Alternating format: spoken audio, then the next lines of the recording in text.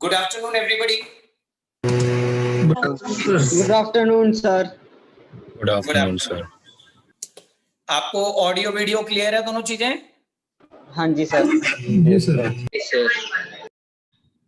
अभी कुछ प्रॉब्लम हो सकती है। देखिए अभी मेरे को लगता है थोड़ी देर पहले भी कुछ टेक्निकल ग्लिच हुआ था। जूम ने अपडेट करा है अपने आप को, तो कुछ प्रॉब्लम्स हो रही हैं। सो इन केस अगर बीच में कनेक्शन ब्रेक हो जाए तो आप मेरा वेट करिएगा दोबारा कनेक्ट करने के लिए। Okay sir. कल हमने क्या टॉपिक करा था लास्ट? Pseudo chemical reaction.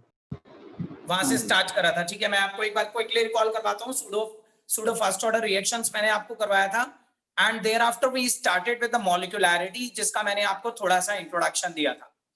देखिए आप लोगों को इससे पहले जो हमने रिसेंटली लास्ट टॉपिक कवर करा that was the integrated rate law, और वो इंटीग्रेटेड रेट लॉ हमने फर्स्ट ऑर्डर और जीरो ऑर्डर के लिए डेराइव करी थी। उनके हाफ लाइफ के एक्सप्रेशंस भी डेराइव करे थे एंड उन पे बेस्ड हमने कुछ इंपॉर्टेंट क्वेश्चंस करे थे। एक बहुत ही इंपॉर्टेंट क्वेश्चन हम लोगों ने एनसीईआरटी का करा था जिसमें हमें फ्रैक्शन ऑफ रिएक्टेंट लेफ्ट निकालना था। तो जब भी आपसे फ्रैक्शन लेफ्ट पूछा जाता है तो इट इंप्लाइज कि remaining concentration upon initial concentration, यानी कि ए अपॉन ए नॉट निकालना होता है। ठीक है, उसके बाद मैंने आपको सूडो फर्स्ट ऑर्डर रिएक्शंस करवाए थे। सूडो फर्स्ट ऑर्डर रिएक्शंस में हम लोगों ने ये डिस्कस करा था कि कुछ रिएक्शंस जब आप उनका एक्सपेरिमेंटली रेट लॉ डिटरमाइन करेंगे, एक्सपेरिमेंटली उनका ऑर्डर डिटरमाइन करेंगे, तो कुछ रिएक्शन ऐसे हो सकते हैं जो एक्सपेरिमेंटल फाइंडिंग के according second order kinetics follow करने चाहिए, लेकिन प्रैक्टिकली जब हम उन रिएक्शंस को लैब में करते हैं तो वो सेकेंड ऑर्डर की तरह बिहेव नहीं करते, they practically behaves like a first order reaction. Although experimentally they are found to follow the second order, but practically they behaves as a first order reaction because one of the concentration in them is in so large excess कि reaction becomes independent of that concentration. वो concentration excess में होने की वजह से nearly constant रहती है और reaction उसके independent हो जाता है, इसीलिए reaction first order की तरह behave करने लग जाता है। तो all those reactions which are experimentally found to follow the second order kinetics but practically they behaves like a first order reaction, since one of the concentration is in large excess and it remains practically constant, such reactions are called pseudo first order reactions. आप सब लोग बताइए pseudo first order reaction में कोई doubt तो नहीं है? आप सब लोगों को क्लियर हो गया? Yes. Yes, sir. Yes sir. इसी से रिलेटेड मैंने आपको सूडो केमिकल रिएक्शंस भी करवाए थे। Pseudo chemical reaction is a general term. जैसे एक सेकंड ऑर्डर काइनेटिक्स वाला रिएक्शन अगर फर्स्ट ऑर्डर फॉलो करने लग जाए तो हम उसे सूडो फर्स्ट ऑर्डर बोलते हैं। इसी तरह से अगर कोई रिएक्शन एक्सपेरिमेंटली थर्ड ऑर्डर का हो लेकिन वो प्रैक्टिकली सेकंड ऑर्डर की तरह बिहेव करे तो उसे सूडो सेकंड ऑर्डर बोलते हैं। ठीक है, तो किसी भी हायर ऑर्डर से किसी भी लोअर ऑर्डर पे आ जाना, that has a general term called pseudo chemical reactions. So all such reactions which are experimentally found to follow some higher order kinetics, but practically they are known to follow some lower order kinetics, since one of the concentration is in large excess and remains practically constant, such reactions are called pseudochemical reactions. और इनमें example याद रखिएगा Easter hydrolysis का। इसके बाद मैंने आपको जो नेक्स्ट टॉपिक करवाया था, सबसे पहले मुझे बताइए आप सब लोगों को याद है कि हमारा प्रेजेंटली टॉपिक क्या चल रहा है? Molecularity. Molecularity. नहीं, वो तो सब टॉपिक है। Sir, जो can main you topic repeat? चल रहा है Concentration मेरा of connection- reactants. हमारा फैक्टर चल रहा है कंसंट्रेशन वाला। ठीक है, आपको याद है ना हम factors affecting the rate of reaction कर रहे थे और हम 4 फैक्टर्स ऑलरेडी डिस्कस कर चुके थे। इस समय हमारा कंसंट्रेशन वाला फैक्टर चल रहा है। अब तक जो कुछ भी मैंने आपको पढ़ाया ना वो सब आप इतने दिनों से कंसंट्रेशन वाले फैक्टर में ही पढ़ रहे थे। आपने ऑर्डर निकालना सीखा, रेट कांस्टेंट की यूनिट्स निकालनी सीखी, इंटीग्रेटेड रेट लॉ सीखी, सूडो फर्स्ट ऑर्डर रिएक्शन, ये सब कंसंट्रेशन का ही पार्ट है। और अब हम कंसंट्रेशन वाले फैक्टर से रिलेटेड लास्ट टॉपिक पे पहुंच गए हैं व्हिच इज कॉल्ड मॉलिक्यूलैरिटी। मॉलिक्यूलैरिटी कंसंट्रेशन वाले फैक्टर का लास्ट सब टॉपिक है। इसके बाद हमारा जो नेक्स्ट फैक्टर स्टार्ट होगा वो टेम्परेचर होगा। लेकिन आज की क्लास में हमें मॉलिक्यूलैरिटी में ही निकल जाएगी हमारी सारी क्लास। मॉलिक्यूलैरिटी आप सब लोगों को मैंने थोड़ा सा तो आइडिया दे ही दिया था कल। अंशुल बताइए मॉलिक्यूलैरिटी का क्या मतलब बताया था मैंने कल आपको?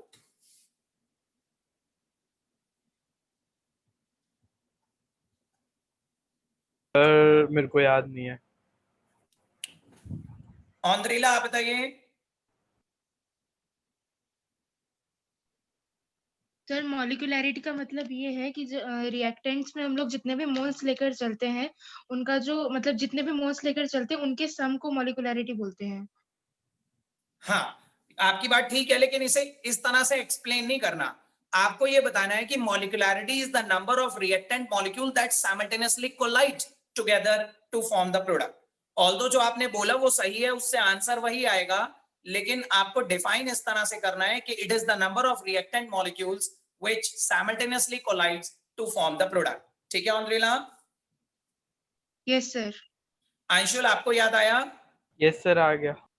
It is the number of react. देखो ये आप शुरू से पढ़ रहे हो, फ्रॉम द डे वन इस चैप्टर में मैंने आपको ये पढ़ाया कि प्रोडक्ट फॉर्मेशन के लिए रिएक्टेंट का कोलाइड करना बहुत जरूरी है, और जितने भी रिएक्टेंट साइमल्टेनियसली कोलाइड करते हैं to form the product, that number of colliding molecule is called molecularity. And in most of the cases, याद रखिएगा मैं मोस्ट ऑफ द केसेस बोल रहा हूं, ऑल द केसेस नहीं बोल रहा।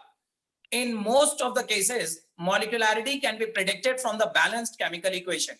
Molecularity equation की balancing को देखकर, equation के coefficients को देखकर पता लग जाती है। जैसे मैंने 2-3 जनरल एग्जांपल दिए थे कल, आपको एक बार फिर से देख लीजिए। अगर आपको रिएक्शन दे रखा है A gives B, तो इसमें क्योंकि एक सिंगल रिएक्टेंट है जिससे प्रोडक्ट मिल रहा है, so this is a unimolecular reaction. इसी तरह से 2A plus B gives C. This is, इसकी मॉलिक्यूलैरिटी क्या है बताइए? Try. This is a trimolecular reaction. Try. And similarly, A plus B gives C is a bimolecular. Bimolecular. So आपने देखा कि most of the cases में molecularity can be predicted from balanced chemical equation. इसके अलावा मैंने आपको यह भी बताया था कि मॉलिक्यूलैरिटी और ऑर्डर के बीच में एक डिफरेंस बेस्ड क्वेश्चन बहुत पूछा जाता है एग्जाम में। हमने 4 डिफरेंसेस डिस्कस भी करे थे, एक बार फिर डिस्कस करते हैं। मिताली कोई एक डिफरेंस बताइए मॉलिक्यूलैरिटी और ऑर्डर के बीच में। Sir, molecularity can never be zero or order can be zero.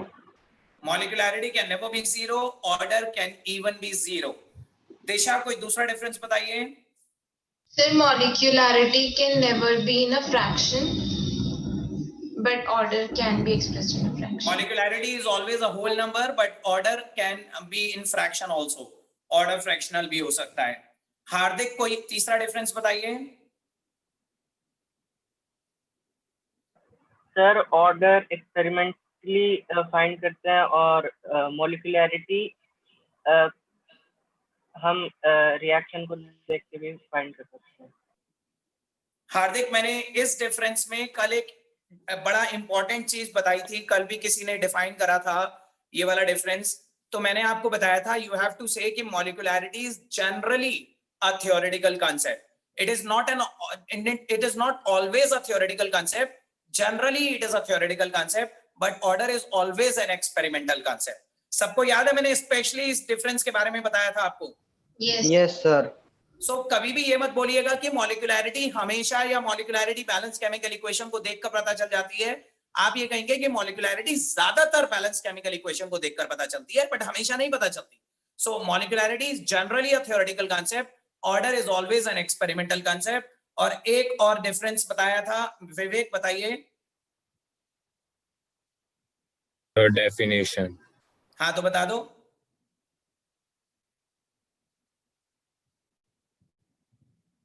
For बताओ order Vivek. is the coefficients of the reactants, sum of the coefficient of the reactants, right? ये किस चीज की डेफिनेशन है? Sir, order की। Order coefficient को देखकर पता चल जाता है। एक सेकंड विवेक, ऑर्डर कोफिशिएंट्स के सम को बोलते हैं? नहीं सर, पावर्स के सम को, जो उनके स्टियोमेट्रिक पावर जो होती है उनके सम को। हाँ तो फिर सही से बताओ। Order is the sum of all the powers to which the concentration terms are raised in a rate law, but molecularity is the number of reactant molecule that simultaneously collide to form the product. ठीक है, सो ये था हमारा कल का revision. कल मैंने इतना करवा दिया था आपको। अब हम आज की क्लास स्टार्ट करते हैं।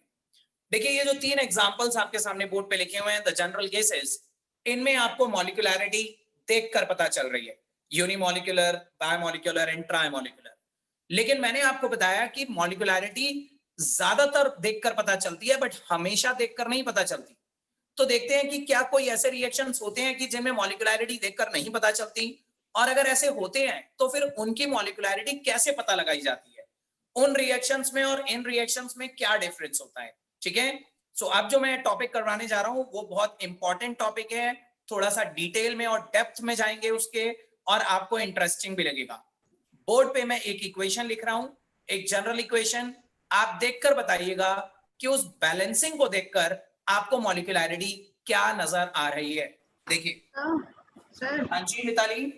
सर एक बार ये वाला बता दो कि सर मॉलिक्यूलैरिटी फ्रैक्शनल क्यों नहीं होती थी? देखो मॉलिक्यूलैरिटी का मतलब होता है the number of molecule that simultaneously collides. ठीक है, और मॉलिक्यूल कभी फ्रैक्शनल फॉर्म में एक्सिस्ट नहीं करते ना मिताली। हम इक्वेशन की बैलेंसिंग फ्रैक्शनल कर सकते हैं, लेकिन प्रैक्टिकली बीकर के अंदर मॉलिक्यूल आधा थोड़ी ना हो सकता है, या 3/4 थोड़ी ना हो सकता है। प्रैक्टिकली तो पूरे पूरे मॉलिक्यूल ही होंगे जो एक दूसरे से टकरा रहे होंगे। यस सर, ठीक है सर।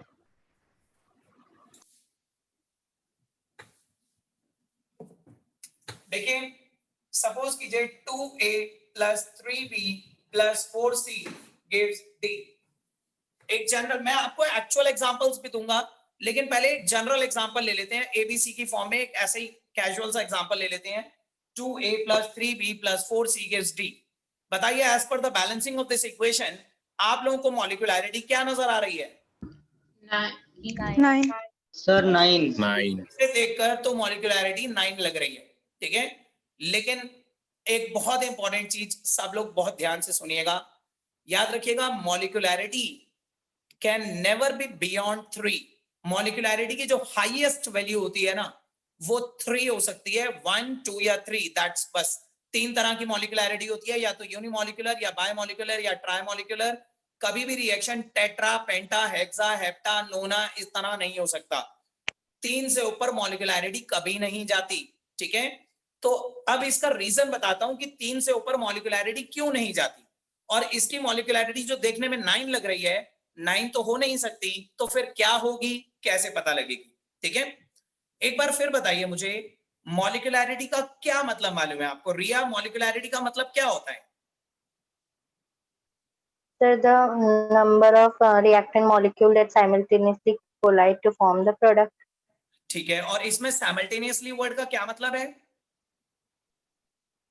Sir, simultaneously का मतलब है कि एक के बाद एक मतलब आ रहे हैं, मतलब नहीं नहीं नहीं नहीं, एक के बाद एक नहीं। साइमल्टेनियसली का मतलब है एक साथ, एट अ मोमेंट। ठीक है, जब सारी चीजें एक साथ टकराती है ना तो उसे बोलते हैं simultaneous collision.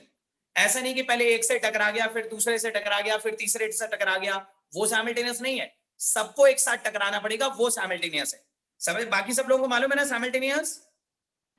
Yes sir. Yes. तो मॉलिक्यूलैरिटी का मतलब है it is the number of reactant molecule that simultaneously collide to form the product. अब ये याद रखिए, जो कोलिजन होता है ना, कोलिजन मैक्सिमम केसेस में 2 चीजों के बीच में होता है।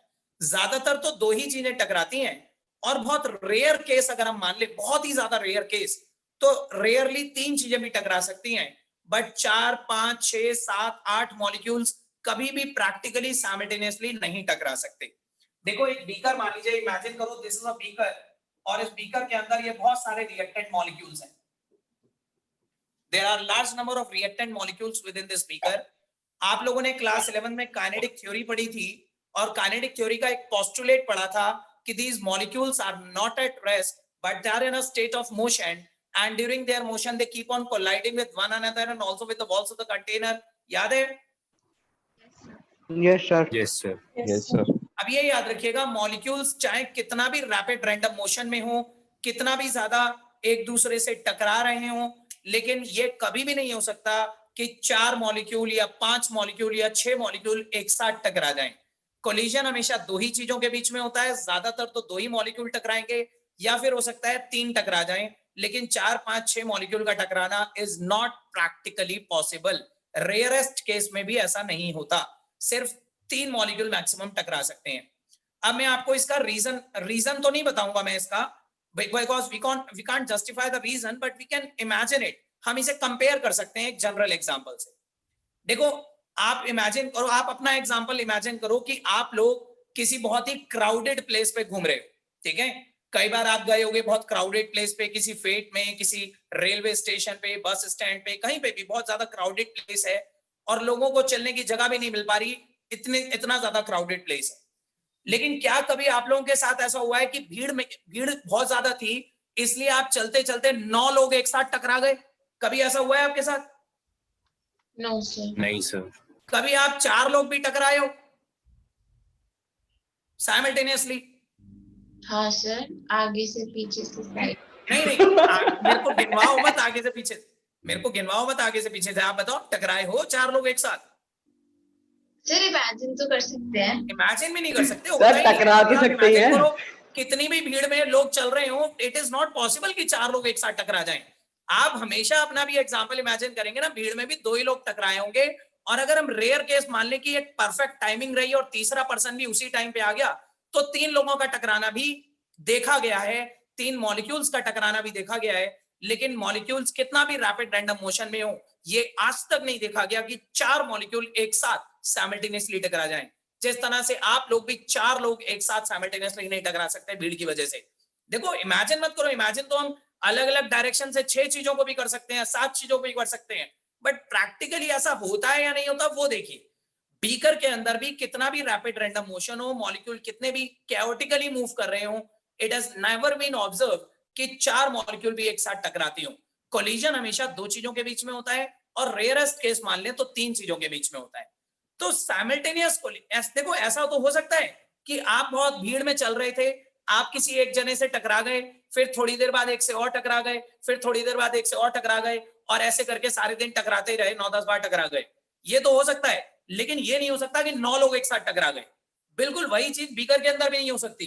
रैपिड रैंडम मोशन में कितने भी मॉलिक्यूल कैओटिकली मूव कर रहे हो, इट इज नॉट पॉसिबल कि 9 मॉलिक्यूल एक साथ टकरा जाएं। देखा ये गया है कि मैक्सिमम नंबर ऑफ मॉलिक्यूल जो साइमल्टेनियसली कोलाइड करते हैं वो 3 हो सकते हैं। 3 के ऊपर की मॉलिक्यूलैरिटी आज तक किसी भी रिएक्शन में ऑब्जर्व नहीं करी गई। देयर हैज टिल टुडे, आज तक की डेट का बता रहा हूं, various experimental findings have been performed, लेकिन हमें कोई टेट्रा मॉलिक्यूलर रिएक्शन नहीं मिला। The highest value of molecularity is 3। Molecularity की हाईएस्ट वैल्यू 3 होती है।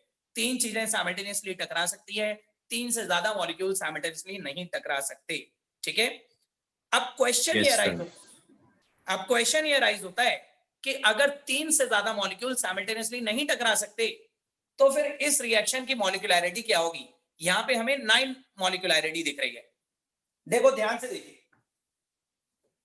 क्या आप ये मानते हैं कि अगर ये 9 मॉलिक्यूल, ध्यान से सुनना और लॉजिक लगाना अपने माइंड में, लॉजिकली सोचना, क्या आप ये मानते हो कि अगर ये 9 मॉलिक्यूल्स एक साथ नहीं टकरा सकते, साइमल्टेनियसली नहीं टकरा सकते, तो फिर ये डी भी एक स्टेप में नहीं बना होगा? Yes sir. Yes sir. Yes sir. क्योंकि देखिए ये डी बनता है, डी कैसे बनता है? डी बनता है 2A 3B और 4C के कॉम्बिनेशन से, ठीक है। लेकिन ये 9 मॉलिक्यूल एक साथ तो नहीं आ सकते, एक साथ तो इंटरैक्ट नहीं कर सकते, और अगर एक साथ एटम मूवमेंट ये 9 मॉलिक्यूल इंटरैक्ट नहीं कर सकते, तो फिर ये फैक्ट है ना कि डी भी एक स्टेप में नहीं बना होगा। Yes sir. Yes sir. तो इसका मतलब this might be a multi step reaction, ये एक मल्टी स्टेप रिएक्शन होगा, ये सिंगल स्टेप में नहीं हो रहा होगा। और सिर्फ ये नहीं, आपको कोई भी रिएक्शन ऐसा दिखे ना जिसमें आपको मॉलिक्यूलैरिटी 3 से ऊपर जाती हुई नजर आ रही हो, 100% वो मल्टी स्टेप रिएक्शन होगा, वो एक स्टेप में हो ही नहीं सकता, क्योंकि 3 से ज्यादा मॉलिक्यूल एक साथ टकरा ही नहीं सकते। ठीक है, सो ये याद रखिएगा, this is a multi step reaction, ये बहुत सारे स्टेप्स में हो रहा होगा। हमें क्या करना है, अगर हमें इसकी मॉलिक्यूलैरिटी पता लगानी है तो हमें इसके इंडिविजुअल स्टेप्स पता लगाने होंगे, इसके मैकेनिज्म के इंडिविजुअल स्टेप्स पता लगाने होंगे। उन इंडिविजुअल स्टेप्स को एलिमेंट्री स्टेप्स कहा जाता है। याद रखिएगा, एलिमेंट्री स्टेप्स, किसी भी कॉम्प्लेक्स रिएक्शन के जो मैकेनिज्म के वेरियस स्टेप्स होते हैं उन्हें एलिमेंट्री स्टेप्स कहा जाता है। और उन वेरियस एलिमेंट्री स्टेप्स में से स्लोएस्ट एलिमेंट्री स्टेप ढूंढेंगे, और उस स्लोएस्ट एलिमेंट्री स्टेप की जो मॉलिक्यूलैरिटी होगी वही ओवरऑल रिएक्शन की मॉलिक्यूलैरिटी मानी जाएगी। एक बार फिर से सुनिए, सारी बात फिर से बताता हूं, सुन लीजिएगा पहले मेरी पूरी बात, उसके बाद आप अपना डाउट पूछिएगा अगर कोई हो तो। देखिए, केमिकल रिएक्शंस 2 टाइप के होते हैं, जितने भी केमिकल रिएक्शंस होते हैं ना वो 2 टाइप के होते हैं। एक होते हैं सिंपल रिएक्शंस, सिंपल रिएक्शंस और एक होते हैं कॉम्प्लेक्स रिएक्शंस। सिंपल रिएक्शंस वो होते हैं जो सिंगल स्टेप में हो जाते हैं, वन स्टेप रिएक्शन, ठीक है, सिंगल स्टेप। और कॉम्प्लेक्स रिएक्शन वो होते हैं जो मल्टी स्टेप्स में होते हैं।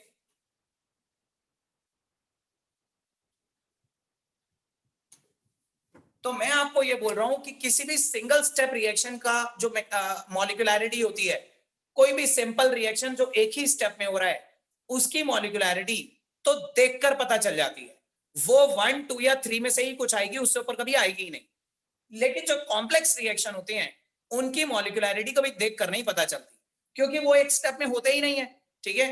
उनकी मॉलिक्यूलैरिटी अगर आपको पता लगानी है तो पहले आपको उनका मैकेनिज्म पता लगाना पड़ेगा, मैकेनिज्म के वेरियस स्टेप्स को देखना पड़ेगा, और उन वेरियस स्टेप्स में से जो स्लोएस्ट एलिमेंट्री स्टेप होगा उसकी जो मॉलिक्यूलैरिटी होगी वही ओवरऑल रिएक्शन की मॉलिक्यूलैरिटी मानी जाएगी, ठीक है। जैसे एक एग्जांपल देखिए इसी केस का, मान लो ये एक कॉम्प्लेक्स रिएक्शन है, अब ये एक स्टेप में नहीं हो रहा, तो हमने इसका मैकेनिज्म पता लगाया। देखिए मैकेनिज्म में सपोज करो हमें पता चला कि ये रिएक्शन 4 स्टेप में हो रहा है। सबसे पहले 2A एक B के साथ, 2A एक B के साथ टकराता है और एक इंटरमीडिएट E बनाता है। 2A पहले एक B के साथ टकराते हैं और एक इंटरमीडिएट E बनाते हैं। फिर सेकंड स्टेप में ये E एक B और एक C के साथ टकराता है और एक इंटरमीडिएट F बनाता है। फिर थर्ड स्टेप में ये F एक B और एक और C के साथ दोबारा से टकराता है और एक इंटरमीडिएट G बनाता है। और फिर लास्ट स्टेप में ये G 2C के साथ टकराता है और एक फाइनल प्रोडक्ट D बनाता है। अब आप पहले तो देखो D बन गया ना हमारा फाइनल प्रोडक्ट। अब पहले तो ये चेक करो, ये वाली चारों रिएक्टेंट वाली साइड देखिए और चेक करके बताइए क्या हमने 2A 3B और 4C यूज कर लिए? Yes sir. Yes, sir. Yes, sir. और आप देखिए Yes, किसी भी स्टेप, आप देखिए किसी भी स्टेप में 3 से ज्यादा मॉलिक्यूल नहीं टकराए, Yes, sir. क्योंकि 3 से ज्यादा मॉलिक्यूल साइमल्टेनियसली टकरा ही नहीं सकते। तो अब हम क्या करेंगे, इन सब का रेट पता लगाएंगे और देखेंगे इनमें से स्लोएस्ट स्टेप कौन सा है। मान लो हमें पता चला कि ये स्लोएस्ट स्टेप है, तो अगर ये स्लोएस्ट स्टेप है ना, तो जो इसकी मॉलिक्यूलैरिटी है वही ओवरऑल रिएक्शन की मॉलिक्यूलैरिटी मानी जाएगी, ठीक है।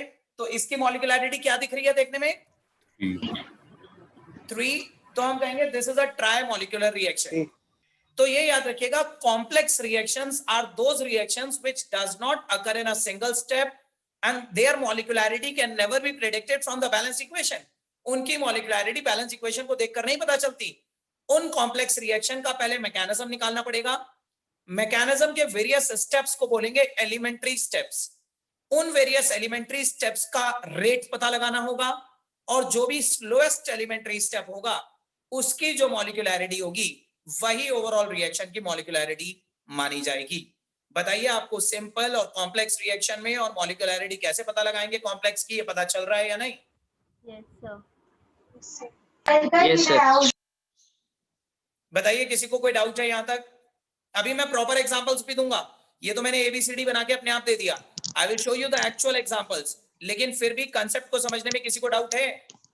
सर ऐसा भी तो हो सकता है ना कि ऐसा कोई रिएक्शन हो जिसमें सिर्फ हमें दिखने में भी 3 लग रहा हो मॉलिक्यूलैरिटी, लेकिन एक्चुअली वो रिएक्शन भी 2 स्टेप्स में हो रहा हो और एलिमेंट्री स्टेप का। हाँ, वो तो होगा ही। मैं अभी देखो, ऐसा हो सकता है कि कोई रिएक्शन देखने में सिंपल लग रहा हो, जिसकी मॉलिक्यूलैरिटी आपको देखने में लग रहा हो कि 3 से कम आ रही है, लेकिन फिर भी वो कॉम्प्लेक्स रिएक्शन हो और वो मल्टी स्टेप्स में हो रहा हो, ये तो हो सकता है। Okay sir. और मैं ऐसा एग्जांपल दूंगा अभी आपको, अभी देता हूं 2 मिनट में एग्जांपल आपको ऐसा। पहले बताइए यहाँ तक क्लियर है सबको? सर हाँ जी। सर फिर वो कैसे पता लगेगा कि मतलब आपने बोला ना सिंपल रिएक्शन है लेकिन वो एक्चुअली कॉम्प्लेक्स होगा, तो वो कैसे पता लगेगा? हमें पता थोड़ी ना लगाना है, वो तो एक्सपेरिमेंटली पता लगता है। किसी भी रिएक्शन के बारे में यू हैव टू एनालाइज, मतलब देखकर नहीं पता लग सकता आपको कि सिंपल है या कॉम्प्लेक्स है, वो तो एक्सपेरिमेंटली स्टडी करा जाता है तभी पता लगता है। Okay sir. आपको कभी ऐसा क्वेश्चन नहीं आएगा कि आपको एक रिएक्शन दे देंगे लिखकर और आपसे पूछेंगे बताइए ये सिंपल है या कॉम्प्लेक्स है। मैं ज्यादा से ज्यादा क्या आएगा, दिशा और बाकी सब लोग ध्यान से सुनिए, ये जो मैं कंसेप्ट बता रहा हूं, सबसे पहले सब लोग बताइए सिंपल रिएक्शन और कॉम्प्लेक्स रिएक्शन में डिफरेंस समझ गए? Yes, sir. ये सिंपल रिएक्शंस क्या होती हैं? जिसकी मॉलिक्यूलरिटी 3 से कम होती है। नहीं, मैंने ये थोड़ी ना बताया कि जिसकी मॉलिक्यूलरिटी 3 से कम होगी। One step में हो जाए। क्षितिज, पहले मेरी बात सुन लीजिए। क्षितिज, हाँ सर। आपने बोला जिसकी मॉलिक्यूलरिटी 3 से कम होगी। सर 1 स्टेप भी बोला। लेकिन मैं आपको पहली बारी बात का आंसर दे दूं कि कॉम्प्लेक्स रिएक्शन की भी मॉलिक्यूलरिटी 3 से कम ही होती है, क्योंकि 3 से ऊपर तो किसी की होती ही नहीं है। तो ये बात तो बोलिए ही मत कि 3 से कम होगी, 3 से कम सबकी होती है। अच्छा हाँ सर, वो दिखने में अलग लगते हैं। हाँ, चलिए मेरी बात सुनिए एक बार, सब लोग बताइए सिंपल रिएक्शंस क्या होते हैं? One step में जो हो जाए। और कॉम्प्लेक्स रिएक्शन वो होती हैं जो मल्टी स्टेप्स में होते हैं। इनमें से किस रिएक्शन की मॉलिक्यूलरिटी देखकर पता लग जाती है? Simple reaction. और कॉम्प्लेक्स रिएक्शन की मॉलिक्यूलरिटी कैसे पता लगती है? mechanism से। उसके स्लोएस्ट एलिमेंट्री स्टेप से, है ना? Yes, ये sir. मैकेनिज्म में Yes, sir. Slowest elementary step से। देखिए ये सब कुछ अब आप डिटेल में पढ़ रहे हो, लेकिन इनके एग्जांपल्स और बहुत अच्छी तरह उन एग्जांपल्स को समझा हुआ है आप लोगों ने SN1 और SN2 में। आप सब लोगों को अगर याद है तो बताइए, SN1 न्यूक्लियोफिलिक सब्स्टिट्यूशन यूनिमॉलिक्यूलर कितने स्टेप्स में होता था? 2 steps. 2 step में। तो वो सिंपल था या कॉम्प्लेक्स था? Complex. और उसकी मॉलिक्यूलरिटी हमने उसके स्लोएस्ट स्टेप को देखकर पता लगाई थी। Yes, sir. अगर आपको याद हो, उसके स्लोएस्ट स्टेप में सिर्फ एल्काइल हैलाइड होता था, न्यूक्लियोफाइल नहीं होता था। न्यूक्लियोफाइल सेकंड स्टेप में आता था, एंड दैट्स व्हाई हम उसे यूनिमॉलिक्यूलर बोलते थे, जबकि रिएक्टेंट 2 थे फिर भी हम उसे यूनिमॉलिक्यूलर बोलते थे, क्योंकि उसके स्लो स्टेप में एक ही मॉलिक्यूल था। याद आ रहा है आपको? Yes sir. और SN2 रिएक्शन में एल्काइल हैलाइड के पीछे से न्यूक्लियोफाइल अटैक करता था, 2 मॉलिक्यूल थे, एक ही स्टेप में सब कुछ हो जाता था। That was a simple reaction, इसलिए उसको हमने डायरेक्टली देख के मॉलिक्यूलरिटी बता दी। वहां पे हमें 2 मॉलिक्यूल नजर आ रहे थे, हमने कहा वो बाय मॉलिक्यूलर है। Yes, याद sir. आ रहा है? तो देखो ये अब आप अप्लाई कर रहे हो, लेकिन आप पढ़ चुके हो ना। SN1 SN2 बहुत अच्छी तरह समझा था कि नहीं समझा था? उस वक्त आपको सब कुछ समझ में आ गया था। मैंने आपको ये भी बताया था यूनिमॉलिक्यूलर क्यों बोल रहे हैं, बायोमॉलिक्यूलर क्यों बोल रहे हैं, सब बताया था उस समय। तो वो सब आप पढ़ चुके हो कहीं ना कहीं, अब आप उसी को डिटेल में पढ़ रहे हो। बताइए यहाँ तक क्लियर है जो मैंने बताया? Yes sir. देखो अपने माइंड में ना सेल्फ एनालिसिस करो। सब लोग अपने माइंड में, पहले तो मेरे को मत बताओ, पहले अपने माइंड में खुद आंखें बंद करके सोचो, क्या आपको सिंपल और कॉम्प्लेक्स रिएक्शन में डिफरेंस पता चल गया? Yes sir. क्या आपको यह पता चल गया कि मॉलिक्यूलरिटी 3 से ऊपर नहीं हो सकती? Yes. Yes sir. क्या आपको यह पता चल गया कि कॉम्प्लेक्स रिएक्शन के मैकेनिज्म के जो वेरियस स्टेप्स होते हैं उन्हें एलिमेंट्री स्टेप्स कहते हैं? Yes, sir. Yes sir. और आपको यह भी पता चल गया कि स्लोएस्ट एलिमेंट्री स्टेप को देख के मॉलिक्यूलरिटी पता लगती है। Yes sir. Yes, sir. तक आपको मेन चीजें समझ में आ गई। अब मैं आपको एक एग्जांपल देता हूं, ध्यान से देखिए।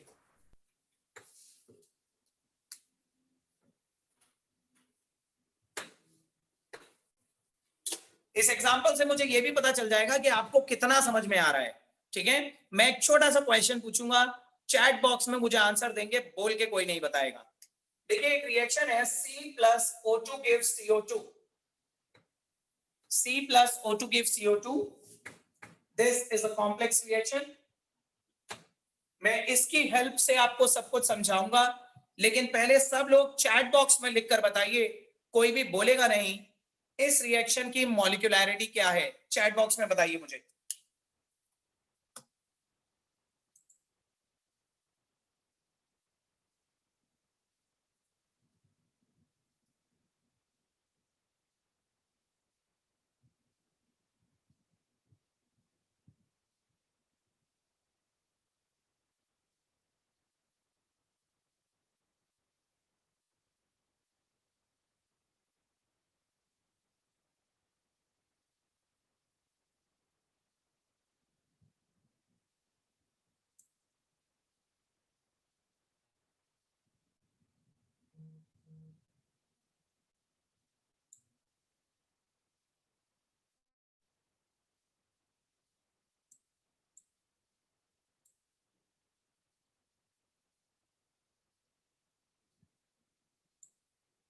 देखिए, दो ही लोगों ने मुझे एक्सपेक्टेड आंसर दिया है। व्हाट आई वाज एक्सपेक्टिंग वो दो ही लोगों से मुझे मिला, कीर्ति और कार्तिकेय। ठीक है, बाकी सब लोगों ने मुझे कोई ना कोई आंसर दिया, कोई 1 बोल रहा है, कोई 2 बोल रहा है और कोई 3 बोल रहा है। लेकिन the practical thing is that कि आपको ये बोलना चाहिए कि हम इसकी मॉलिक्यूलैरिटी से देखकर बता ही नहीं सकते। You can't tell me the molecularity just by seeing the reaction, because this is a complex reaction, और कॉम्प्लेक्स रिएक्शन की मॉलिक्यूलैरिटी हम देखकर नहीं बता सकते। तो आप सब लोगों को मुझे बस ये बताना था कि you can't tell the molecularity by seeing the reaction, the data is not sufficient। समझ रहे हैं आप इस चीज को? जो 1 बोल रहे हैं, 2 बोल रहे हैं, 3 बोल रहे हैं, वो कोई बेसिस नहीं है उनके पास कि क्यों बोल रहे हैं। आपको बस ये बताना था कि इसकी मॉलिक्यूलैरिटी देखकर नहीं बता सकते। सब लोग बताइए, बता सकते हो देख के इसकी मॉलिक्यूलैरिटी? नहीं सर। तो फिर क्यों बता रहे हो? देखिए ध्यान से सुनिए, अगर हमें इसकी मॉलिक्यूलैरिटी पता लगानी है तो पहले हम इस रिएक्शन का मैकेनिज्म पता लगाएंगे। आपको देखने में तो बड़ा सिंपल लग रहा है ये reaction, but actually this is a complex reaction. ये रिएक्शन एक स्टेप में नहीं होता, 2 स्टेप्स में होता है। देखिए ध्यान से, सबसे पहले स्टेप 1, सी हाफ O2 के साथ रिएक्ट करके कार्बन मोनोऑक्साइड बनाता है। जब भी कार्बन से कार्बन डाइऑक्साइड बनता है ना, तो पहले बीच में कार्बन मोनोऑक्साइड बनता है। पहले कार्बन का पार्शियल ऑक्सीडेशन होता है और फिर वो carbon monoxide further oxidation undergo करती है कार्बन डाइऑक्साइड बनाने के लिए। तो सबसे पहले C plus half O2 gives CO। ठीक है, फिर सेकेंड स्टेप में CO फर्दर ऑक्सीडाइज होता है टू गिव CO2। और जब हमने इनके रेट एस्टिमेट करे तो पता चला कि ये स्लो है और ये फास्ट है। This is the slow step and this is the fast step. तो अगर आपसे इस रिएक्शन की मॉलिक्यूलैरिटी पूछी जा रही है तो स्लो स्टेप की जो मॉलिक्यूलैरिटी होगी वही ओवरऑल रिएक्शन की मॉलिक्यूलैरिटी होगी। ठीक है, सो बताइए इस स्लो स्टेप की मॉलिक्यूलैरिटी क्या है विवेक?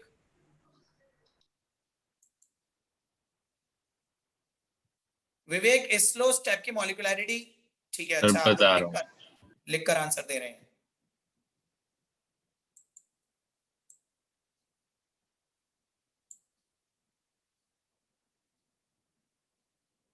विवेक, आपने लिखा 1, मुझे समझाओ भी कि कैसे लिखा 1? सर फ्रैक्शन तो हो नहीं सकती ना, तो उस फ्रैक्शन को आपने खत्म ही कर दिया, इसको देखकर बता दिया। विवेक, यस सर। मैंने आपको लास्ट क्लास में बताया था कि मॉलिक्यूलैरिटी फ्रैक्शनल नहीं हो सकती, तो हम इस पूरी इक्वेशन को स्मॉलेस्ट इंटीजर से मल्टीप्लाई करके होल नंबर में कन्वर्ट कर। हाँ, तो आप इस इक्वेशन को 2 से मल्टीप्लाई कर दो और फिर जो मॉलिक्यूलैरिटी आएगी वही ओवरऑल रिएक्शन की मॉलिक्यूलैरिटी मानी जाएगी। So this is a trimolecular reaction.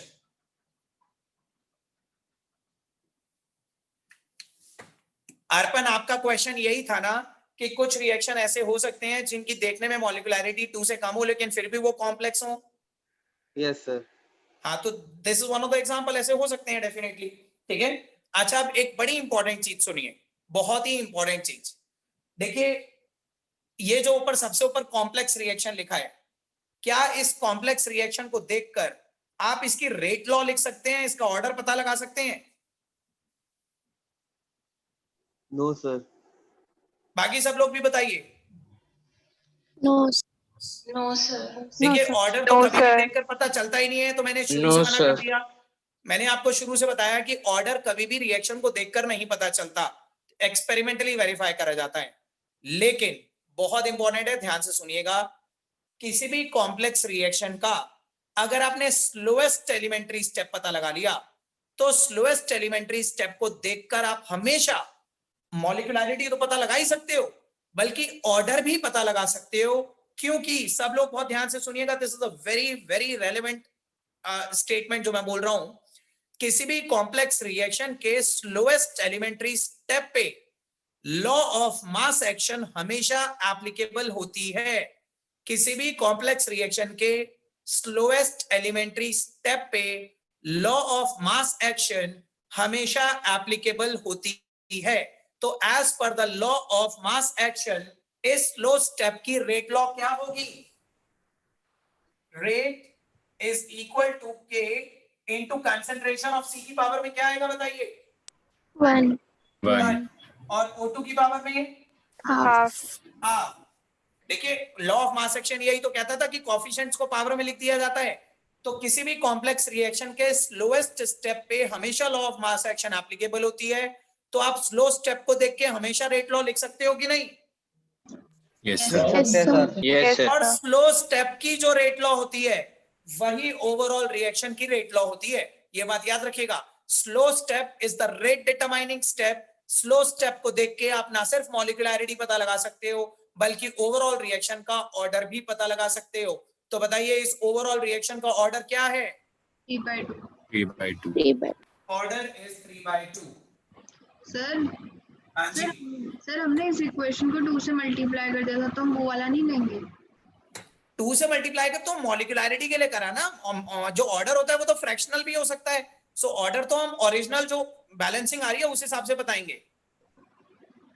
और सर हमें ये दे रखा होगा, स्लो और फास्ट वाली इक्वेशन बना के दे रखी होगी। क्वेश्चन कैसा आएगा वो मैं समझाऊंगा। आप एकदम से ना घबरा मत जाया करो कि क्या दे रखा होगा, क्या पूछा जाएगा, मैं सब बताऊंगा।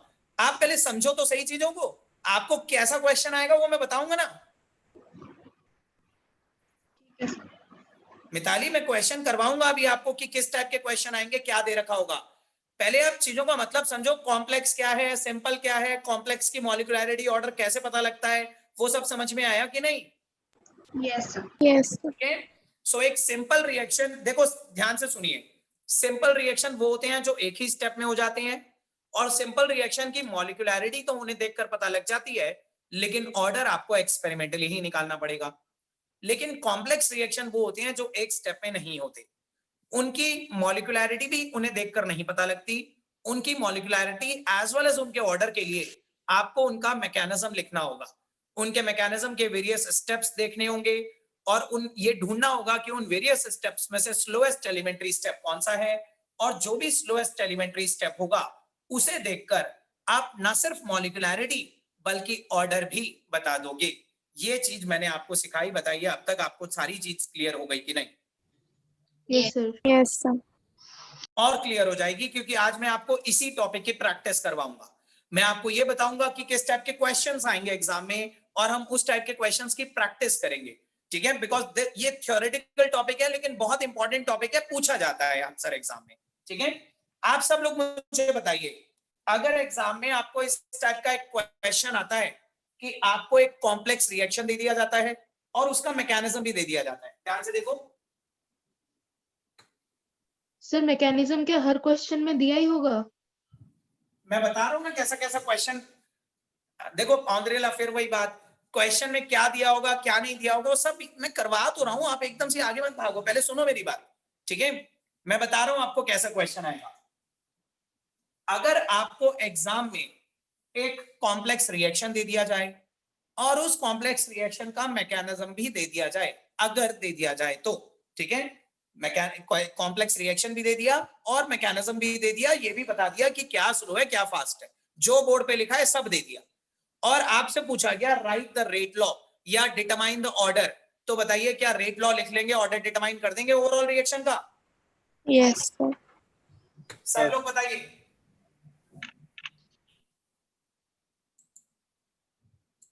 सर रिपीट कर दो सर, आपकी आवाज नहीं आ रही। अबे मेरा क्वेश्चन ये है कि अगर आपको एग्जाम में कॉम्प्लेक्स रिएक्शन दे दिया जाए और उस कॉम्प्लेक्स रिएक्शन का मैकेनिज्म दे दिया जाए, स्लो और फास्ट स्टेप बता दिए जाएं, तो क्या इन्हें देखकर रेट लॉ लिख देंगे? हाँ Yes, जी sir. सर, स्लो स्टेप को देख के। यस सर देखोगे ना, गर्विता, हाँ जी सर। जीविका, ईवा, sir. एनामॉय, निहारिका, श्रेया, सब लोग बताइए लिख देंगे ना? Yes sir yes sir. Yes sir Niharika,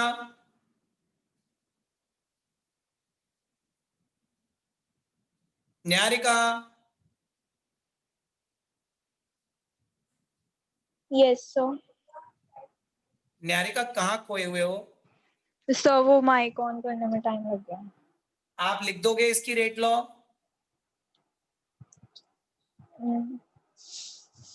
sir slow step से होता है ना। बोलो क्या होगी इस ओवरऑल क्वेश्चन एक बार फिर से सुन लो निहारिका, और माइक ऑन ही रहने देना, ऑफ मत करना वरना दोबारा टाइम लग जाएगा। देखो एक कॉम्प्लेक्स रिएक्शन दे रखा है और इस कॉम्प्लेक्स रिएक्शन की मैकेनिज्म के स्लो और फास्ट स्टेप भी दे रखे हैं और आपसे पूछा गया राइट द रेट लॉ। तो बताइए रेट लॉ क्या होगी निहारिका?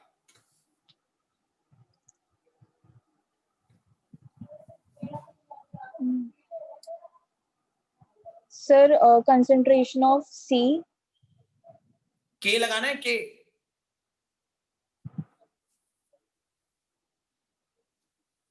के ऑफ कंसंट्रेशन ऑफ सी की पावर 1 इंटू ओ 2 की पावर 1/2। ठीक है, बिल्कुल ठीक है निहारिका, क्योंकि हमने सीखा कि हम स्लो स्टेप को देख के रेट लॉ लिख सकते हैं। सो बाकी सबसे एक बार फिर पूछ रहा हूं कि अगर आपको कॉम्प्लेक्स रिएक्शन और उसका मैकेनिज्म दे दिया जाए तो क्या आप रेट लॉ लिख देंगे? Yes sir. Yes sir. तो अब देखिए एग्जाम में पूछा क्या जाएगा। रेयरली चांसेस हैं कि आपसे ये सब पूछा जाए, रेयरली आपसे ऐसा भी आ जाता है कई बार, बट दैट्स वेरी रेयर कि आपको एक कॉम्प्लेक्स रिएक्शन दिया जाए, उसका मैकेनिज्म दे दिया जाए और आपसे रेट लॉ लिखने के लिए बोला जाए। लेकिन इसका उल्टा आता है एग्जाम में। देखिए अगर आपको एक कॉम्प्लेक्स रिएक्शन का मैकेनिज्म दिया तो मैकेनिज्म को देख के आपने रेट लॉ लिख दी। आप बताइए कि आप इसका उल्टा कर देंगे कि अगर आपको एक कॉम्प्लेक्स रिएक्शन की रेट लॉ दे दी जाए तो क्या रेट लॉ को देख के मैकेनिज्म लिख देंगे? Yes sir. Yes, sir. आपने मैकेनिज्म को देख के रेट लॉ लिखी थी ना, तो क्या रेट लॉ को देख के मैकेनिज्म भी लिख दोगे? Sir, लेकिन Yes, sir. तो कितने स्टेप्स है वो कैसे पता लगेगा फिर? ये वाला जो कंसेप्ट होता है 2 स्टेप के लिए ये एप्लीकेबल होता है। आपको एग्जाम में थ्योरेटिकली 2 स्टेप ही आएगा। यस सर, लिख देंगे फिर। हाँ सर, फिर हो जाएगा। दिशा आप बोल रहे थे लेकिन क्या आगे कुछ बोला नहीं आपने? सर बोला सर वो स्लो स्टेप भी लिख के लिए ही तो होगा ना, मतलब ये रेट लॉ की मदद से हम सिर्फ स्लो स्टेप ही तो लिख पाएंगे। अच्छा चलो, बाकी सब बोल रहे हैं पूरा लिख देंगे और दिशा आप बोल रहे हो स्लो लिख दोगे। स्लो लिख दोगे दिशा? Yes sir. बाद में ये तो नहीं बोलोगे कि स्लो के भी सिर्फ रिएक्टेंट लिख पाएंगे, प्रोडक्ट नहीं लिख पाएंगे? नहीं सर, वो तो मुझे आएगा। ठीक है, तो मैं देता हूं आप लोगों को एक कॉम्प्लेक्स रिएक्शन और उसकी रेट लॉ। आपको उसका बाकी सबको पूरा लिखना है और दिशा को स्लो पूरा लिखना है। ठीक है, करिएगा।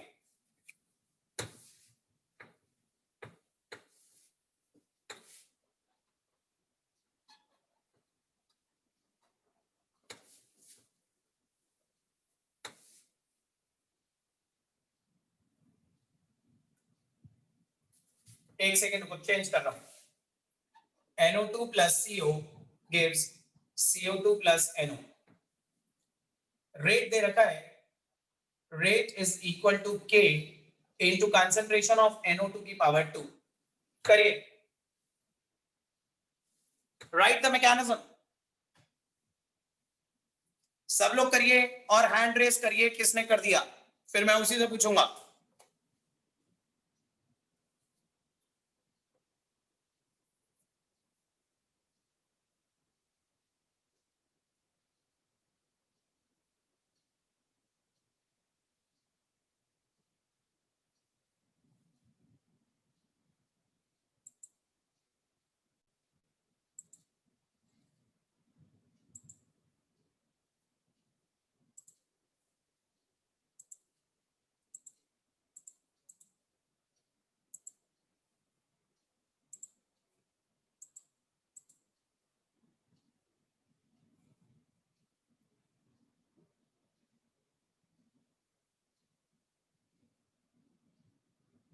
एक स्टूडेंट ने डाउट बोल दिया है, हैंड रेज अभी एक भी नहीं हुआ है।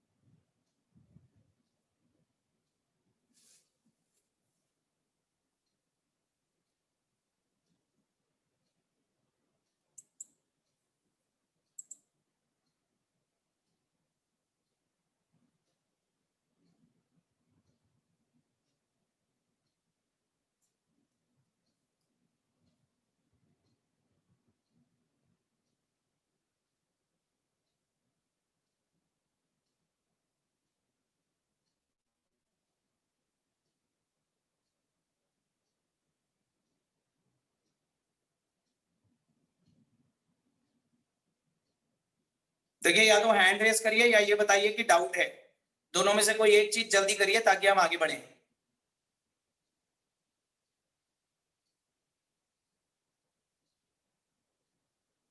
सर इसमें वो वाला तरीका यूज करेंगे जो आपने पहले कभी बताया था कि क्या क्या रिएक्टेंट बच गए फिर उससे एक इक्वेशन बनानी। मुझे समझ में नहीं आया आप क्या कह रहे हो। सर आपने पहले एक बार बताया था ना कि कैसे इक्वेशंस तोड़ के लिखते हैं कि आप कैसे भी करो लेकिन हो जाए तो बताओ। एक हैंड रेज हुआ है, मैं भी पूछता हूं अंद्रेल आपसे। बाकी सब लोग बताइए जल्दी से, अभी कर रहे हैं और टाइम चाहिए आपको करने के लिए?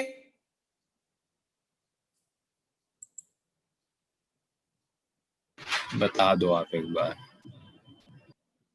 आप लोग बोल रहे थे कि आप लोग कर दोगे, अर्पण आप बोल रहे थे कर लेंगे, दिशा आप बोल रहे थे पहला स्टेप कर लूंगी मैं। सर वो भी नहीं हो रहा अब तो। लेकिन स्लो स्टेप के रिएक्टेंट तो हो गए होंगे दिशा? Yes sir. ठीक है, अभी मैं पूछूंगा।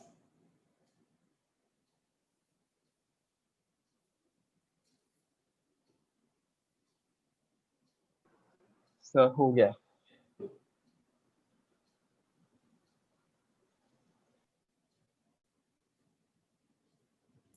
श्रेया का आंसर आ गया मेरे पास और बिल्कुल ठीक आंसर है श्रेया। मैकेनिज्म लिख के भेज दिया आपने मुझे।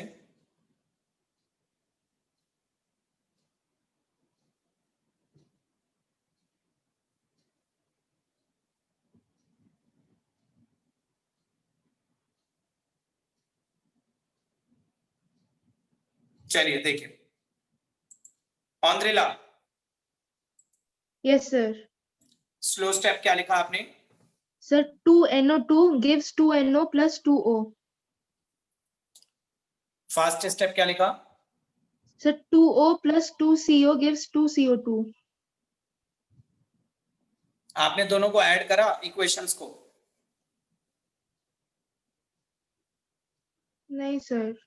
दोनों को ऐड करके प्रोडक्ट की तरफ क्या यही बैलेंसिंग आ रही है? सर मैं अभी करके बताती हूँ। नहीं आ रही। आपके दोनों तब ऐड करोगे तो आपके प्रोडक्ट की तरफ 2NO आ रहे हैं क्योंकि आपने फर्स्ट स्टेप में 2NO बनाए थे। Yes sir. तो आप ऐड करोगे तो 2NO आएंगे ना प्रोडक्ट की तरफ? हाँ सर। लेकिन इसमें तो एक ही NO है।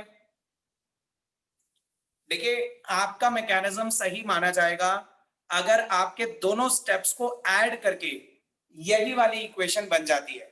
जिन्होंने लिखा है ना वो चेक कर देखिए क्या आपके दोनों स्टेप्स को ऐड करके यही इक्वेशन इसी बैलेंसिंग के साथ बन रही है, तो आपका मैकेनिज्म सही है, अदरवाइज गलत है। अब देखिए जिन्हें डाउट है मैं बताता हूं कैसे करेंगे। हम इसी टाइप की प्रैक्टिस करेंगे, मैं और भी करवाऊंगा, पहले आप ये वाला कंसेप्ट समझिए। दिशा माइक ऑन करिए। Yes sir. दिशा ये बताइए कि स्लो स्टेप में रिएक्टेंट की साइड तो लिख सकते हो ना? Yes sir. रिएक्टेंट की साइड, दो चीजें पूछ रहा हूं मैं, रिएक्टेंट की साइज क्या क्या लेंगे और कितना कितना लेंगे? सर NO2 लेंगे 2 मोल्स। और कुछ लेंगे? सर कार्बन मोनोऑक्साइड शायद। नहीं, शायद कहां से? स्लो, आपको मालूम है स्लो स्टेप को देखकर ही ये लिखी गई थी। यस सर नहीं लेंगे। तो बस यही लेंगे जो रेट लॉ में दिख रहा है, बस वही लेंगे और जितना दिख रहा है उतना लेंगे। अगर पावर में 2 दिख रहा है तो 2 मोल्स लेंगे। ठीक है, सब लोग ध्यान से सुनिए। पहले स्लो स्टेप में NO2 प्लस NO2 और आप वो जो 2 मोल लोगे ना उसे भी NO2 प्लस NO2 करके लिखना, 2NO2 करके मत लिखना। मतलब वो भी सही है 2NO2 करके, लेकिन इससे आपको ज्यादा बेटर समझ में आएगा। तो सब लोग बताइए स्लो स्टेप की रिएक्टेंट वाली साइड में कोई डाउट तो नहीं है किसी को? तो सर अब देखिए डाउट ये है कि प्रोडक्ट क्या बनेगा। तो एक सिंपल सा पैटर्न आप याद रखिए, हर क्वेश्चन में आपको यही पैटर्न फॉलो करना है कि ओवरऑल रिएक्शन के जो दो प्रोडक्ट हैं, ओवरऑल रिएक्शन के जो प्रोडक्ट है ना, उनमें से एटलीस्ट कोई भी एक प्रोडक्ट आप यहां पे बना दो जो बना सकते हो। तो बताइए CO2 तो बना नहीं सकते हम, क्या बनाए फिर हम इससे? NO NO बना देते हैं। और NO बनाने के बाद भी अब जो कुछ भी बचा उसे जोड़ के लिख दो, बताओ क्या बचेगा? NO3 NO3 बचेगा। अब ये बताइए क्या ये NO3 आपको ओवरऑल रिएक्शन में चाहिए? नहीं सर। yes हम इस NO3 को इंटरमीडिएट मानते हुए अगले स्टेप में ले जाएंगे। NO को तो यहीं छोड़ देते हैं, NO3 को अगले स्टेप में ले जाते हैं क्योंकि वो हमें चाहिए नहीं। और इस NO3 को बचे हुए उस रिएक्टेंट से रिएक्ट करवा दीजिए जो आपने पिछली बार यूज नहीं करा था। देखिए आपने NO2 तो यूज कर लिया था पिछली बार, लेकिन CO यूज नहीं करा था ना हमने। Yes. तो इस NO3 को CO से रिएक्ट करवा देंगे और अब वो वाला प्रोडक्ट बना दीजिए जो पिछली बार नहीं बनाया था। क्या नहीं बनाया था? CO2. CO2। अब CO2 बनाने के बाद देखिए बचा क्या? NO. NO। हाँ. NO बचा या NO2 बचा? NO2 बचेगा सर। NO2।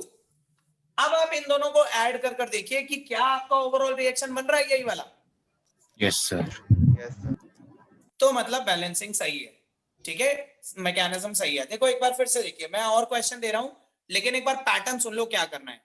स्लो स्टेप में रिएक्टेंट की तरफ क्या क्या लेना है वो तो आपको रेट लॉ से पता चल ही जाएगा, तो रिएक्टेंट वाली साइड का तो कोई डाउट ही नहीं है।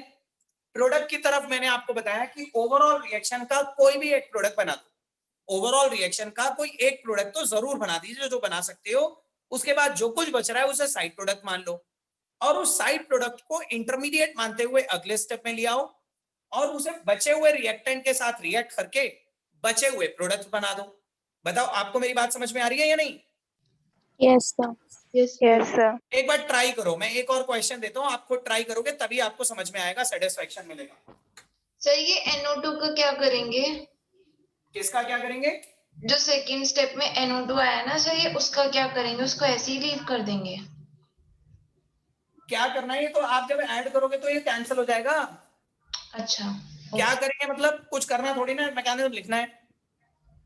Okay sir.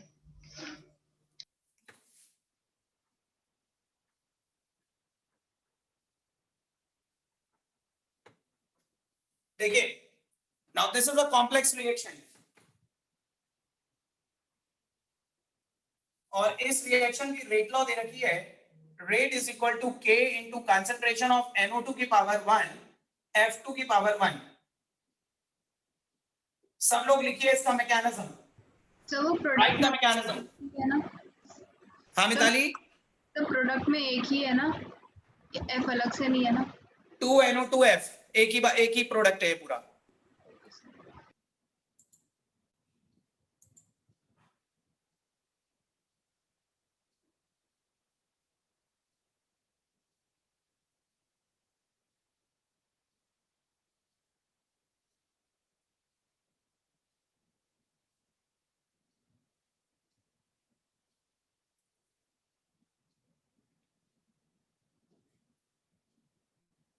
NO है,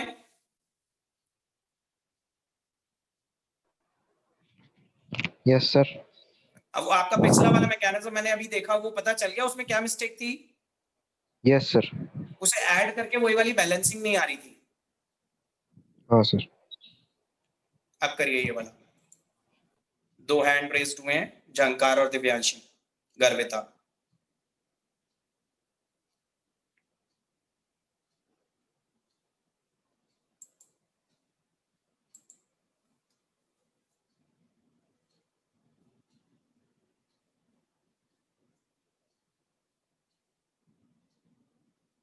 कीर्ति बिल्कुल सही मैकेनिज्म लिखकर भेजा है आपने, करेक्ट है ये।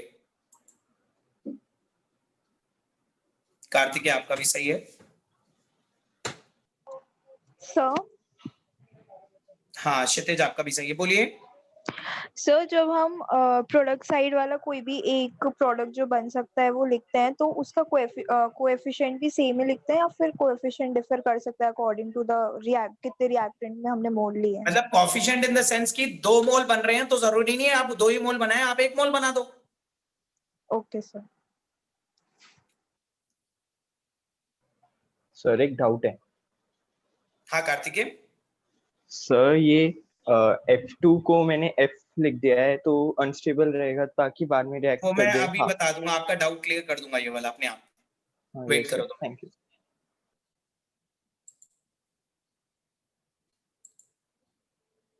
शगुन शर्मा हो गया?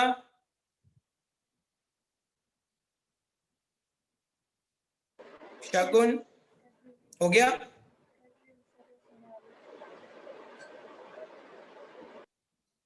शगुन आपकी आवाज नहीं आई, यस या नो हो गया या नहीं?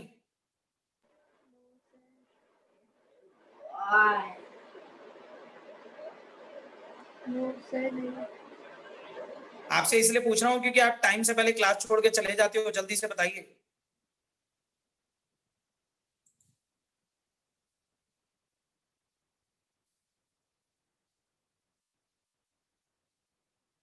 नैना फर्स्ट स्टेप में फ्लोरीन बैलेंस नहीं है आपका, एक बार चेक करिए। पहले वाले फ्लो स्टेप में फ्लोरीन की बैलेंसिंग गलत लग रही है। एनामॉय आपका मैकेनिज्म सही है, स्पर्श आपका भी सही है।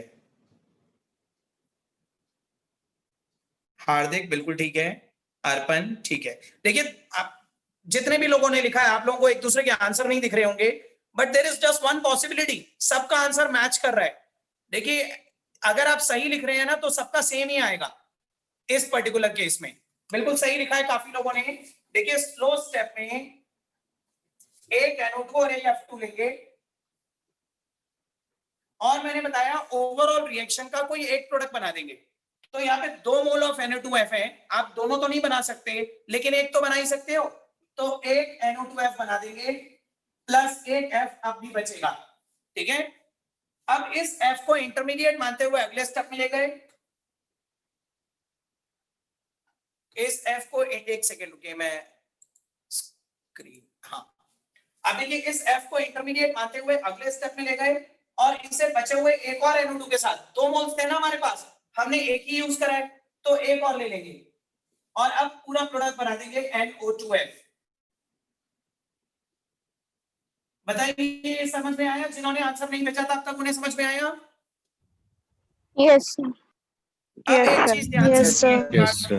जो अभी कार्तिक ने क्वेश्चन पूछा था, आप सब लोग बताइए, क्योंकि नेचर में फ्लोरीन F2 एग्जिस्ट करता है, तो हम इसे F लिखें या हाफ F2 लिखें? Half F2। सब लोग बताइए F लिखना सुटेबल है या हाफ F2 लिखें? यहाँ पे भी हाफ F2 लिखें और आगे बढ़ें, क्योंकि बैलेंसिंग तो उससे भी सही रहेगी। जल्दी से बताइए, सिर्फ दिशा ने बताया, बाकी सब लोग भी बताइए। सर मैंने F लिखा है ताकि अनस्टेबल मैं है। ये पूछ रहा हूँ कि क्या F लिखना है या हाफ F2 लिखना है, बस इतना पूछ रहा हूँ, बताइए। सर F क्यों विवेक क्यों? सर वो स्टेबल ज्यादा रहेगा तो। कौन? F fluorine. F ज्यादा स्टेबल है, F2 अनस्टेबल है। सर 2 है, हाँ सर। देखिए स्टेबल तो F2 ज्यादा है, बट मैं आपको बता दूं कि F ही लिखना है, हमें F2 नहीं लिखना, because this is an intermediate. इस इंटरमीडिएट को अगले स्टेप में आपको रिएक्ट करने ले जाना है, और इंटरमीडिएट जितना अनस्टेबल हो उतना अच्छा है। अगर आपने हाफ F2 लिख दिया तो ये स्टेबल बन जाएगा और अगले स्टेप में रिएक्ट करना ही नहीं जाएगा, तो इसे अनस्टेबल ही रखना है, F2 नहीं बनाना है, F ही रखना है, ठीक है कार्तिकेय? Yes sir. बाकी सब लोगों को भी समझ में आ गया ना? जी सर। देखिए इतना कर लीजिए आज की क्लास में। नेक्स्ट क्लास में अभी एक और क्वेश्चन इस टाइप का करवाऊंगा, और फिर हम टेम्परेचर वाला फैक्टर स्टार्ट करेंगे। Okay sir. Good evening sir. Sir Anjali. Anjali, हाँ अंजलि। सर मैंने क्वेश्चन भेजा था। क्वेश्चन भेजा था? Yes sir. कल भेजा था? Yes sir. कुछ याद तो आ रहा है मुझे एक्चुअली। बहुत सारे क्वेश्चंस आते रहते हैं, कई बार कुछ के रिप्लाई रह जाते हैं, कुछ को भेज देता हूँ मैं, एक बार दोबारा देख के आपको भेजता हूँ। ठीक है सर। मैंने भी भेजा था सर आपको। किसने, दूसरा किसने भेजा था? सर मिताली। मिताली आपको भी नहीं भेजा मैंने अभी आंसर? नो सर, मैंने कुछ 6 क्वेश्चंस में डाउट थे सर, एक असाइनमेंट मिला था सर हमें, तो उसमें डाउट था सर। तो 6 क्वेश्चन भेजे हैं आपने मुझे? यस सर, वो अलग 3 फोटोज हैं उसमें है सॉल्यूशन चैप्टर की। ठीक है, मैं देखता हूँ। सर ने इसके नोट बना दिए हैं। मैंने मैम अब कुछ बना दिए, मतलब शुरू के जो छोटे वाले 4 फैक्टर थे वहां तक बना दिए। भेज दूंगा, मैं आज भेज दूंगा। Okay sir. सर अगले बैच में दूसरे बैच में ऑर्गेनिक कब स्टार्ट होगी? अभी तो उसमें चल रहा है, क्या चल रहा है उसमें, सॉलिड स्टेट चल रहा है। सॉलिड स्टेट के बाद स्टार्ट होगी। मैं बता दूंगा, मैं सब आपके बैच में अनाउंस कर दूंगा, चिंता मत करो। सर मैं आज ज्वाइन कर लूं उसमें, सॉलिड स्टेट ही थोड़ा रिवाइज कर लूंगी। कर लिया करो। आप में से किसी को भी कुछ पूछने की जरूरत नहीं है। आप जिस बैच में जो जॉब ज्वाइन करना चाहे कर लिया करो। ठीक है sir, thank you sir. Okay, thank you sir. Sir आज वाला इलेक्ट्रोकेमिस्ट्री वाला बता दीजिए।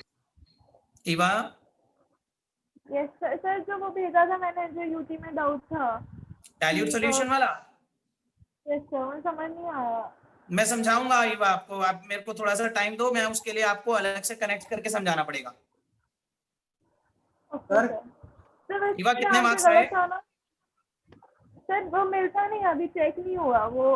हम लोग लिख के भेजते हैं तो मैम फिर लिख के चेक करते हैं। तो आपको सही और गलत कैसे पता चला? सर क्या सही है क्या गलत, मेरे को कुछ अभी पता नहीं चला। और कोई कुछ पूछ रहा था? सर मेरा भी डाउट। सर मैं निखिल। यज्ञ, आपने मेरे को कोई डाउट भेजा था?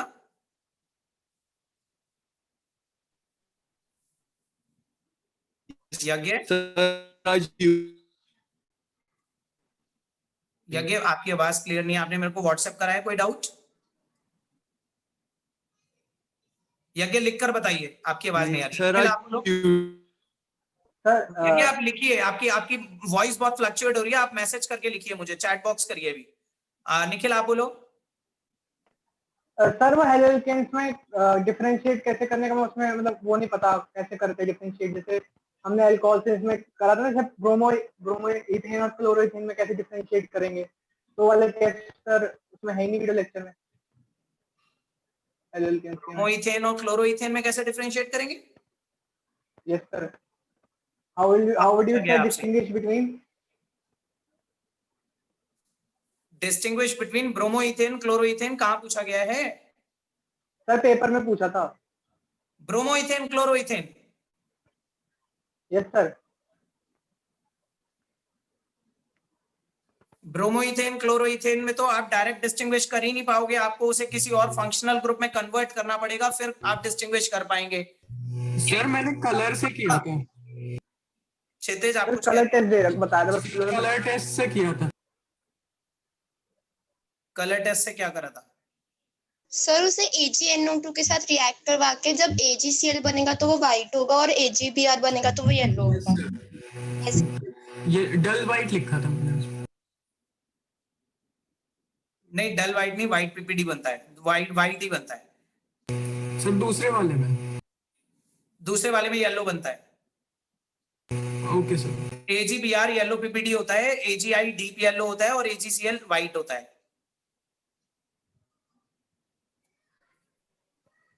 यज्ञ आपने मेरे को भेजा नहीं?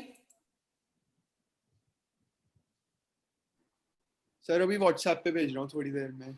ठीक है, मैं आपको। तो मिताली, ईवा, यज्ञ और एक और स्टूडेंट कौन था? ऑन्द्रिया, किसका डाउट था एक और?